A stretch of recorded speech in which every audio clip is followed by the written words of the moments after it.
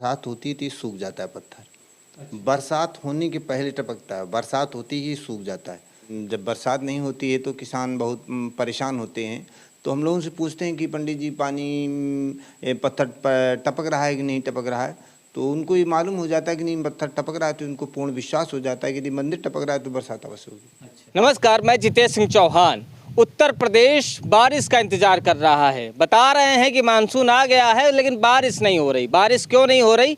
कानपुर के आईआईटी के जो वैज्ञानिक हैं, जो आईआईटी के प्रोफेसर हैं, वो लगातार दावा कर रहे हैं कि भैया इंतज़ार कीजिए, बारिश होगी, लेकिन थोड़ा सा एक हफ्ते का भी आपको समय लग सकता है। जब हम ये वीडियो शूट कर रहे हैं तो तारीख है 14 जुलाई और अभी तक पूरे उत्तर प्रदेश में कहीं कहीं कुछ जगह को अगर छोड़ दें तो हल्की फुल्की बारिश हुई है। बाकी उत्तर प्रदेश बारिश के लिए तरस रहा है। तो आज हम आप पहुँचे हैं भीतर गाँव, जो कि कानपुर नगर के अंतर्गत आता है। भीतर गाँव का ये बेटा बुजुर्ग गाँव है जहाँ पर मंदिर है जगन्नाथ भगवान का, और ये ऐसा मंदिर है जो दस्तक मानसून आने से पहले बता देता है कि बारिश कितनी होगी। आपको वैज्ञानिकों के माध्यम से पता चल जाता होगा, लेकिन आसपास के जो गांव वाले हैं वो इस मंदिर के सहारे बैठे रहते हैं। ये मंदिर उन्हें बताता है कि आखिर हमारे क्षेत्र में या आसपास के क्षेत्र में बारिश कितनी होगी और कैसी होगी। मूसलाधार बारिश होगी, कम बारिश होगी या ज़्यादा बारिश होगी, उस हिसाब से वो अपनी यहाँ पर फसल की तैयारी करते हैं। तो आइए अंदर चलते हैं और देखते हैं भाई इस बार बारिश का क्या माहौल है, बारिश कितनी होगी। 4200 साल पुराना ये मंदिर है। पुरातत्व विभाग यहाँ पर आया और ये पता नहीं चल पाया कि ये मंदिर बनवाया किसने है। इतिहास की अगर हम बात करें तो बताते हैं पूरा 4200 साल है, लेकिन कैसे बना, किसने बनवाया, ये नहीं पता। आप इसका गुंबद देखेंगे तो बहुत विशालकाय गुंबद आपको नज़र आएगा। और अंदर चलते हैं और देखते हैं अंदर क्या है। मंदिर के अंदर चलते हैं और देखते हैं। बताते हैं कि यहाँ पे पानी टपकता है जब मानसून आने वाला होता है, उससे पता चलता है कि इस बार बारिश कितनी होगी। और बाबा मिल गए हैं हमें। बाबा जी, सबसे पहले आप अपना शुभ नाम बता दीजिए। हमारा नाम केपी शुक्ला है। अच्छा, तो बाबा जी कहाँ से पानी टपकता है इस मंदिर में? अंदर आइए। ये मानसून पत्थर। अच्छा, आप लोग 4 रोज पहले आते तो आपको इसमें बूंदें दिखाई देती। इसमें जैसे ही बरसात होती थी सूख जाता है पत्थर। बरसात होने के पहले टपकता है, बरसात होती ही सूख जाता है। इससे हाँ, और इसे साबित हो जाता है कि नहीं हाँ जो है मानसून बन गया, बरसात आने वाली है। अब ये सूख गया, इससे मतलब हो सकता है किसी भी समय बरसात हो सकती है। अच्छा, आप ये कह रहे हैं कि पत्थर ये सूख गया है। 4 दिन पहले यदि हम आते तो यहाँ पर बूंदें रसती हुई नज़र आ रही थी। तो बाबा जी, ये भी कहा जाता है कि बूंदों से पता चलता है कि इस बार कितनी बारिश हो रही है। मोटी पतली बूंदें कैसे? यदि इसके पूरे पत्थर पे बूंदें आती हैं तो अच्छी बरसात होती है। यदि इसके पूरे पत्थर पे बूंदें नहीं आती तो फिर कम बरसात होती है। अच्छा, इस बार कैसी बूंदें आई? ठीक थी, पूरे पत्थर पे बूंदें थी तो इसमें अच्छी बरसात होनी चाहिए। अच्छा, उम्मीद है कि अच्छी बरसात। हाँ, लेकिन अभी तो पूरा उत्तर प्रदेश से इंतजार कर रहा है और वैज्ञानिकों की माने तो वो कह रहे हैं कि अभी 1 हफ्ते का और लंबा इंतजार करना है। ये 1 हफ्ते नहीं, इसके हिसाब से तो पत्थर के हिसाब से तो ये साबित होता है कि नहीं बरसात शुरू हो गई है। GPS signal lost. होती तो कहीं भी होगी, लेकिन बरसात प्रारंभ होगी। तो बाबा जी, आसपास के गांव के लोग या आसपास के क्षेत्र के लोग इसी पत्थर से अंदाज़ा लगाते हैं कि कितनी इस बार बारिश होनी है। हाँ, ये हमारा जो देश कृषि प्रधान देश है और जब बरसात नहीं होती है तो किसान बहुत परेशान होते हैं। तो हम लोगों से पूछते हैं कि पंडित जी पानी पत्थर पर टपक रहा है कि नहीं टपक रहा है।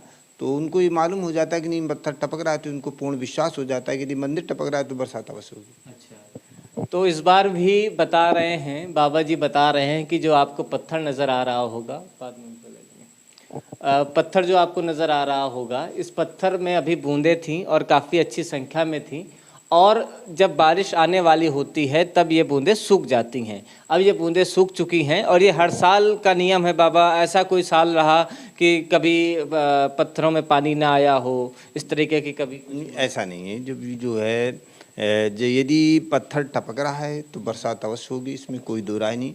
भले ही जो है लेट लपेट हो, लेकिन जो है बरसात अवश्य होगी। बाबा जी, आपको कितना समय हो गया मंदिर की सेवा करते हुए? हमको यहाँ पूजा करते, पहले मेरे पिताजी पूजा करते थे, उसके बाद हम लोग पूजा करते हैं। हम लोग बचपन से, हम 50 वर्ष के ऊपर हो गया यहाँ रहते। 50 वर्ष के ऊपर? हाँ जी। अच्छा बाबा जी, हम आपसे ये भी जानना चाहेंगे कि ये मंदिर कितने वर्ष पुराना है? बताते हैं कि 4200 वर्ष पुराना हो गया है लगभग मंदिर। देखिए ऐसा है, ये 4200 से भी पुराना मंदिर है, ये युगों पुराना है। यहाँ कुछ तो हमको पत्थर पाषाण काल के भी पत्थर मिले, और यहाँ जो है कुषाण वंश के भी प्रतीक चिन्ह मिलते हैं, मौर्य वंश के भी प्रतीक चिन्ह मिलते हैं, गुप्त काल के भी प्रतीक चिन्ह मिलते हैं, यहाँ सिंधु घाटी और हड़प्पा काल के भी चिन्ह मिलते हैं। तो इससे आप और गौर करेंगे कि सिंधु घाटी और हड़प्पा समकालीन जितने भी स्थान मिले हैं वो सब खुदाई से मिले, चाहे लोथल हो, रोपड़ हो, कालीबंगा हो, हड़प्पा हो, मोहनजोदड़ो हो, ये सारे स्थान खुदाई से मिले। इससे एक साबित होता है कि प्राचीन समय में एक विश्व लेवल का विनाश हुआ, उससे सारा इतिहास नष्ट हो गया।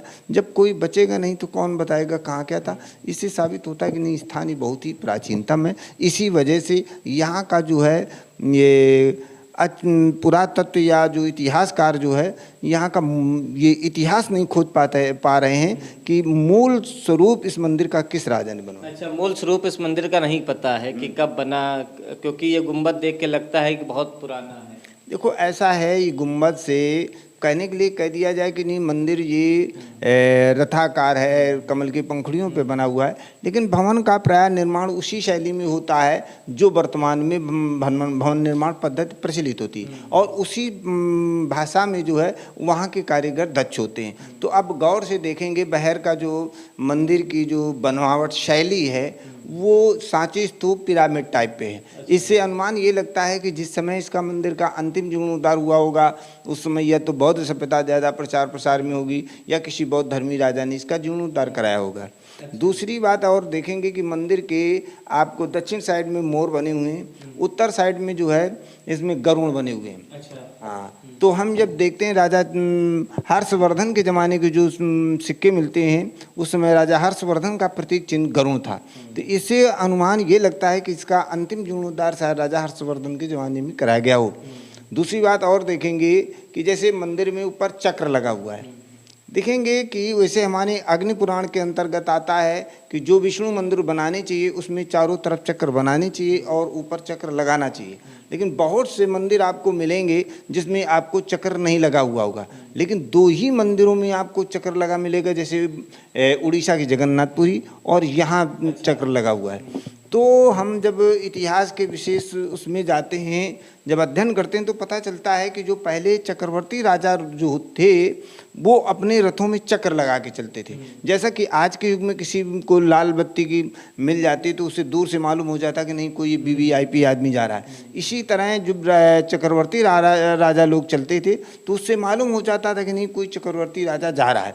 इसी तरह भवन निर्माण पद्धति में होता था कि जो मंदिर चक्रवर्ती राजाओं के द्वारा बनवाए या जीर्णोद्धार कराए जाते थे उन मंदिरों में चक्र लगाया जाता था, जिससे ये दूर से साबित हो जाए कि इस मंदिर का निर्माण किसी चक्रवर्ती राजा ने कराया है।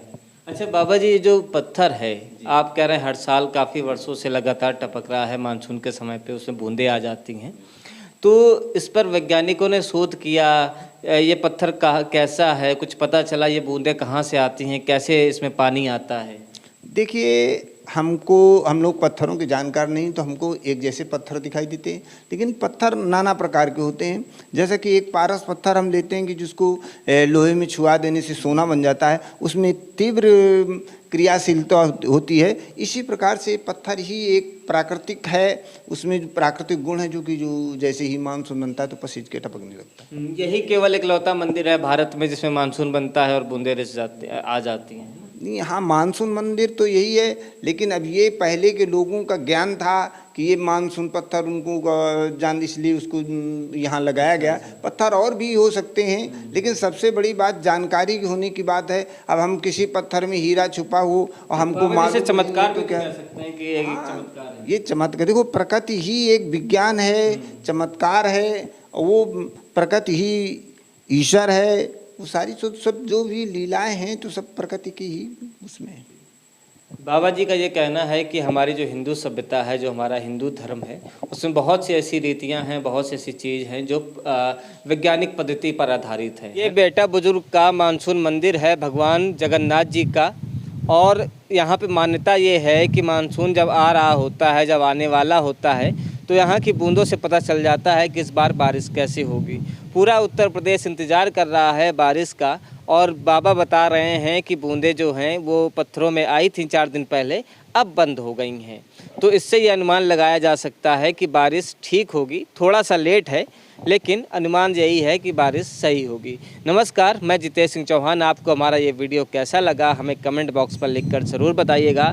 साथ ही हमारे चैनल को चौकस राजनीति को सब्सक्राइब ज़रूर कीजिएगा। धन्यवाद।